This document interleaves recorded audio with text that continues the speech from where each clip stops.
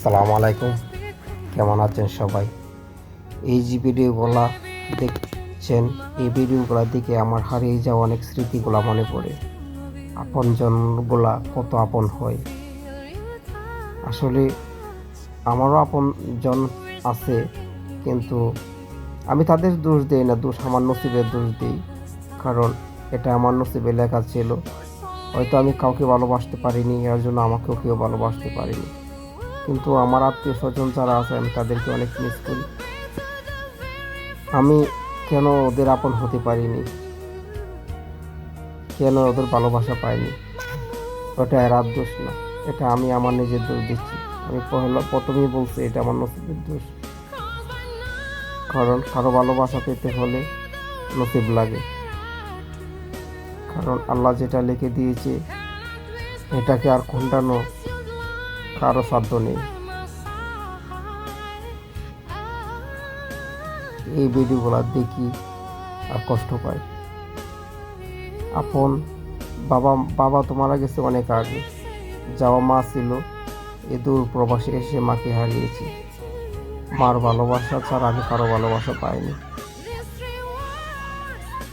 মা যতটুকু আমাকে বুঝতো, মাকে যতটুকু আমি বুঝতাম, এই বোঝাটা কেউ আমাকে আজ পর্যন্ত বুঝতে পারেনি। আমার ভিতরে কি চাই, আমি কাকে কতটুকু ভালোবাসি, আমার ভাই বোন আত্মীয় স্বজন, আমি কারে কতটুকু মিস করি, কিন্তু কেউ আমাকে বুঝতে চায়নি।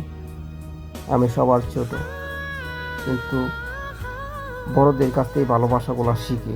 আমি কারো কাছ থেকে ভালোবাসা শিখিনি এবং পাইনি। যদি পেতাম হয়তো আমার স্মৃতি পাতায় থাকতো যে আমাকে ভালোবাসছিল, স্নেহ করছিল, মহব্বত করছিল। সেই মহব্বতটা আমি কোনোদিনও পাইনি, যার ফলে আমার স্মৃতিতে কোনো সময় আসেনি যে কে আমাকে ভালোবাসছিল। যাক, আমার মতন যেন কেউ না হয়। সবাই সবার আত্মীয় স্বজনকে যেন ভালোবাসে, ভালোবাসা পায় এবং স্মরণ রাখে। আমরা কেউ সারা জীবন বাঁচতে আসিনি, সবাই মরে যাব। কিন্তু কারো কারো জন্য কেউ যেন মনে কষ্ট না থাকে। সবাই যেন সবার ভালোবাসা শেয়ার করতে পারে, মহব্বত শেয়ার করতে পারে। আপনজন আত্মীয় স্বজন সবাই যেন মিস করে।